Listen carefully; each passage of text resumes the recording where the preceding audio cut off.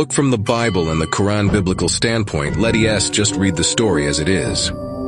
In the book of Genesis, Eve eats the fruit first, then gives some to Adam, who eats. So yes, she acts first. When God asks Adam what happened, Adam says, "The woman you gave me, she gave me the fruit and I ate." That sentence is important. Adam admits he ate, but he also shifts the blame. He points to Eve. And indirectly he mentions God, "The woman you gave me." So is he deflecting responsibility? Yes. Is he directly accusing God? No, but he is clearly not fully owning it in that moment. Now here's what matters. The Bible never says Adam's sin was greater than Eve's. It simply describes what happened. Both of them receive consequences. Eve faces pain in childbirth and tension in marriage.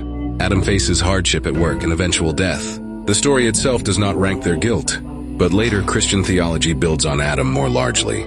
In the Epistle to the Romans, Paul says sin entered the world through one man, Adam. He says death spread through Adam. He says in Adam all die. That is where the idea comes from that Adam carries special responsibility, not because Genesis clearly says his sin was worse, but because later theology treats him as the representative of humanity. Another verse even says Adam was not deceived, but the woman was. That would mean Adam knowingly disobeyed. But again, the text still does not say his sin was greater. That conclusion is interpretive. So biblically, Eve sinned first. Adam followed. Adam shifted the blame. Later, theology places humanity's fall on Adam. But the Bible never plainly says Adam's sin was worse. Quranic standpoint now, look at the Quran's version. In the Quran, Satan causes both of them to slip. The language repeatedly says both were deceived.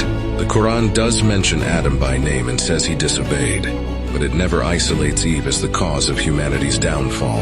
It never says she led the world into sin. More importantly, after they disobey, they both say, "Our Lord, we have wronged ourselves." No blame shifting, no pointing fingers, no indirect blaming of God. They admit fault, then God forgives them. And the Quran makes a clear principle: no soul carries the burden of another. That means Adam's mistake does not pass down to humanity. There is no inherited guilt, no original sin. Adam sinned. Adam repented. Adam was forgiven. And humanity is not born condemned because of him. The real difference is, in the Bible, especially in later Christian theology, Adam becomes the representative of humanity. His act affects everyone.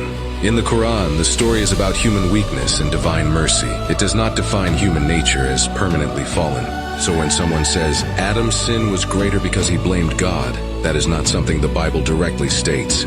It's an interpretation built on later theological ideas.